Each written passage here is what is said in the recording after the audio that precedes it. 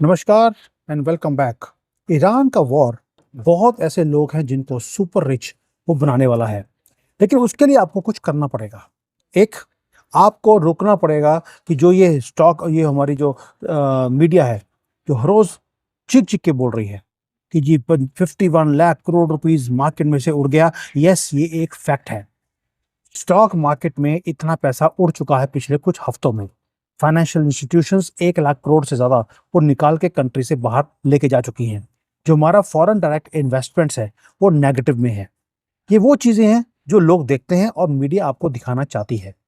लेकिन please keep watching. आज की जो वीडियो है आपके आपकी जिंदगी को चेंज करने वाला है, क्योंकि मैं कुछ ऐसा एक्सपोज करने वाला हूं एग्जैक्टली कि जो ग्लोबल मार्केट में होने वाला है।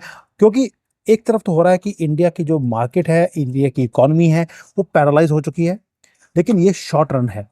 ये यही चीजें हैं जो आपको रिच बनाने वाली हैं। मैं आपको रिवील करने वाला हूं एक कॉन्फिडेंशियल सर्वाइवल प्लेबुक जो स्मार्ट मनी हमेशा फॉलो करता है। और दूसरा, वो नेविगेट करता है निफ्टी के क्रैश को। मैं क्या करने वाला हूं, मैं आपको दिखाऊंगा एग्जैक्ट इमरजेंसी पॉलिसी जो आरबीआई और गवर्नमेंट वो अभी सीक्रेटली निकालने वाली है। और वीडियो के एंड में मैं आपको बताऊंगा कब क्या बाई करना है, कौन सी चीजों को बाई करना है। और ये जो चीजें हैं ये आपको सुपर रिच बनाने वाली हैं, क्योंकि आज हम मिलकर फॉलो करेंगे मनी को। अब आते हैं straight into the hard geopolitical data first, कि हो क्या रहा है, अब प्रॉब्लम क्या है, कहां पर है और सोल्यूशन कहां पर है। स्टेट ऑफ हॉर्मुज बंद है, ग्लोबल ऑयल फ्लो रुका हुआ है, और भारत एक डायरेक्टली एक ऐसे क्रॉस रोड के ऊपर खड़ा है जहां पर हमारी वाट लग रही है। हम पहले ऑयल खरीद रहे थे $45 पर बैरल पे, आज $150 पर बैरल पे हमें उसी चीज को खरीदना पड़ रहा है। ये हमारा डेथ वारंट है, क्योंकि 80% से ज्यादा ज्यादा क्रूड ऑयल हम इंपोर्ट करते हैं। अब भारत का जो सीक्रेट वेपन था अपनी इन्फ्लेशन को कंट्रोल करने का, वो था डिस्काउंटेड रशिया का क्रूड ऑयल। वो रास्ता बंद हो गया, आपको मालूम है। शिपिंग लेन्स फ्रीज होते जा रहे हैं, और जो हमारा लाइफलाइन है वो कट ऑफ हो रहा है। ये जो सारा कुछ हो रहा है जियोपॉलिटिकल, ये हमें दिखता है। और ये मैसिव स्ट्रक्चरल अटैक हो रहा है हमारे इंडियन रुपी के ऊपर, तभी रुपी 95 को क्रॉस कर गया। हमारा जो करंट अकाउंट डेफिसिट है उसके अंदर भी मैसिव होल है आज की डेट में। ये जो सारा कुछ हो रहा है, क्रूड के प्राइसेस इंक्रीज हो रहे हैं, इंडियन मार्केट के अंदर वेल्थ की डिस्ट्रक्शन हो रही है, ये हमें दिखता है। और इसी बीच में कैसे पैसे बनाने हैं वो मैं आपको बताऊंगा। अब पहली बात ये है कि जब ऑयल है, ऑयल हमारी सेंसेक्स को, हमारे कंट्री की इकोनॉमी को कंट्रोल करता है। जब जब ऑयल के प्राइसेस इंक्रीज हुए हमारा सेंसेक्स क्रैश होता है, हमें सबको मालूम है। लेकिन इसके बाद क्या होगा, इसके बाद ये होगा कि जो हमारा रिटेल इन्वेस्टर है उसमें पैनिक आएगा। पैनिक आ भी गया है और रिटेल इन्वेस्टर ने अपने शेयर्स को बेचना शुरू कर दिया। इसलिए लोगों के 51 लाख करोड़ रुपीस उड़ गए हैं। 51 लाख करोड़ रुपीस उड़ने का मतलब क्या है? क्या पैसा खत्म हो गया? नहीं, वो पैसा किसी की जेब में गया है जो कुछ लोगों को अमीर बना रहा है। अब हो क्या रहा है? हो ये रहा है कि हम देख रहे हैं कि हर चीज क्रैश कर रही है, फॉरेन इन्वेस्टर्स भाग रहे हैं। इवन गोल्ड एंड सिल्वर वो नीचे आ रहे हैं, सिर्फ इसलिए क्योंकि जो इंस्टीट्यूशंस हैं उन्होंने मार्जिन कॉल्स को लेना शुरू कर दिया। रशिया ने, तुर्की ने भी गोल्ड को बेच दिया पहली बार 25 साल के अंदर।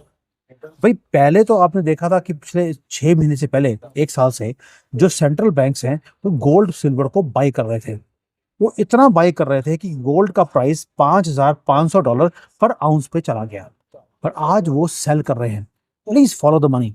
मैं आपको ये पहला टिप दे रहा हूं कि अगर सेंट्रल बैंक्स गोल्ड को बेचना शुरू कर दें, इसका मतलब है कि आगे जाकर गोल्ड के प्राइसेस और कम होने वाले हैं। इसलिए उन्होंने आज गोल्ड को बेचना शुरू कर दिया, क्योंकि उनको एक्सपेक्टेड है कि जो डॉलर की प्राइस है वो बढ़ने वाली है, और जब डॉलर की प्राइस बढ़ती है गोल्ड नीचे आता है। आपको क्या करना है? आपको सिर्फ वेट करना है कि सेंट्रल बैंक्स जब बाई करना शुरू कर देंगे, इसका मतलब है कि गोल्ड के प्राइसेस अब बढ़ने वाले हैं। Please follow the money, do not follow the news. दूसरी बात, गोल्ड बढ़ेगा ही बढ़ेगा। ये जो आज इतना नीचे आ गया है, ये 8,000 को क्रॉस करेगा। बस युद्ध को बंद होने दीजिए। युद्ध के बंद होने के बाद डॉलर की वाट लगने वाली है। दूसरा एक और चीज है, जो हमारा दलाल स्ट्रीट है उसके अंदर जो पैनिक है वो टेम्पररी है, और जब ये टेम्पररी पैनिक आता है वहीं पर गोल्डन अपॉर्चुनिटी भी निकलती है। ये आपके लिए ट्रैप है, लेकिन मैं इसको अपॉर्चुनिटी बोलता हूं। आपको क्या करना है, आपको ये देखना है कि आगे जाकर अब होगा क्या। पहली बात, फ्रेट के कॉस्ट पूरे कंट्री में बढ़ने वाले हैं, डीजल पेट्रोल के प्राइसेस भी बढ़ने वाले हैं, प्रोडक्शन की कॉस्ट बढ़ने वाली है, और जो हमारे मैन्युफैक्चरिंग हब्स हैं जैसे गुजरात है, महाराष्ट्र है, उसकी वाट लगने वाली है। जो कंज्यूमर इन्फ्लेशन है वो छत को पार निकल जाए, वो छत में से भी ऊपर चला जाएगा, इतना कुछ होने वाला है। अब आते हैं मोस्ट, ये तो है जो होने वाला है, ये है डूम्सडे की प्रेडिक्शंस, जो सभी कर सकते हैं। लेकिन जो मोस्ट एक्सप्लोसिव रेवोल्यूशन है वो मैं देता हूं आपको कि अब क्या होगा। रिजर्व बैंक ऑफ इंडिया हमारे कंट्री का वो ट्रैप्ड है कंप्लीटली। वो ना तो रेपो रेट को कट कर सकते हैं, क्योंकि अगर वो अगर नहीं करेंगे इन्फ्लेशन बढ़ जाएगा, हमारा मिडिल क्लास जिसको है उसकी वाट लगने वाली है। अब जो हाइक है रेट्स की वो कर नहीं सकते, क्योंकि उससे जो डोमेस्टिक ग्रोथ है वो कम हो जाएगी। यानी कि ना हम रेपो रेट को कम कर सकते हैं, ना ही इंक्रीज कर सकते हैं। हम रह गए, फंस गए बीच में, जहां पर हमारी जो इंपोर्ट की कॉस्ट है तेल की इतनी 3-4 गुना बढ़ चुकी है। ये इंडिया में स्टैगफ्लेशन लेके आने की बात करेगी। लेकिन इस सारे केओस के बीच में मैं दिखाऊंगा आपको कि होगा क्या। मैसिव ट्विस्ट कहां पे आता है वो सबसे ज्यादा इंपॉर्टेंट है, और आप प्रॉफिट कैसे बना सकते हैं ये सबसे बड़ी बात है। न्यू दिल्ली में जो गवर्नमेंट है और आरबीआई, अब वो एक पैनिक पॉलिसी को लेके आने की बातें बोल रही हैं। क्योंकि जब निफ्टी है, जब एक थ्रेश होल्ड के नीचे चले जाता है, जिसके नीचे वो नहीं देखना चाहते कि हमारी मार्केट नीचे जा रही है, तो पैनिक बटन, एक इमरजेंसी बटन को गवर्नमेंट हमेशा हिट करती है। आपको अपनी आईज को ओपन रखना है कि ये जो पैनिक बटन है, पैनिक पॉलिसी है, वो गवर्नमेंट कब अनाउंस करती है। दूसरा, आरबीआई को भी फोर्स किया जाएगा कि वो इंटरवीन करे एग्रेसिवली रुपी को बचाने के लिए। जब फाइनेंस मिनिस्ट्री अनाउंस करे एक massive desperate stimulus package to bail out the market, इसका मतलब है कि पैनिक बटन को हिट कर दिया गया है, और वो टाइम है जब आपको मार्केट में एंटर करना है। आज आप देखते हैं कि फाइनेंशियल इंस्टीट्यूशंस वो शेयर्स को बेच रही हैं, वो बेच के बाहर जा रही हैं। इसका मतलब ये नहीं है कि मार्केट बियर है, नो, ये ग्रेटेस्ट बाइंग अपॉर्चुनिटी है of the decade for Indian investors. अब बिगेस्ट क्वेश्चन है, ये तो हो गया कि अपॉर्चुनिटी है, गवर्नमेंट की पैनिक का पॉलिसी आने वाली है, इन्वेस्ट कहां करें, बाई क्या करें। अब आते हैं कि बाई क्या करना है और इन्वेस्ट कहां करना है। मैंने पहले बता दिया, जब central bank gold silver by करेगा तब बाई करना है। आज बेच रहे हैं, अब होल्ड करके रखिए, बेचना मत। वो चाहते हैं कि आप अपना गोल्ड सिल्वर बेचें, अभी मत बेचना, बाई तब करना जब ये खरीदना शुरू करेंगे। लेकिन जो वेल्थ जनरेशन है वो 3 ओवरलुक्ड सेक्टर्स में से आने वाली है। स्मार्ट मनी अब क्या कर रही है, वो रूथलेसली टारगेट कर रही है जो आईटी के शेयर्स हैं, क्योंकि आईटी के शेयर्स नीचे जा रहे हैं दिन पर दिन, वो उसको टारगेट करेंगे। जो सॉफ्टवेयर के एक्सपोर्टर्स हैं ये उनको टारगेट कर रहे हैं, उनको बाई कर रहे हैं। क्योंकि जब वीक रुपी होता है तो आईटी, क्योंकि वो डॉलर में काम करते हैं, वो प्रॉफिटेबल हो जाते हैं ओवरनाइट। बट दूसरा मेजर सेक्टर है जो है कंज्यूमर फाइनेंस। टॉप टियर के जो हमारे एनबीएफसीज है, नॉन बैंकिंग फाइनेंशियल इंस्टीट्यूशंस, इनके जो शेयर्स हैं वो बढ़ने वाले हैं, ये बताऊंगा बाद में क्यों।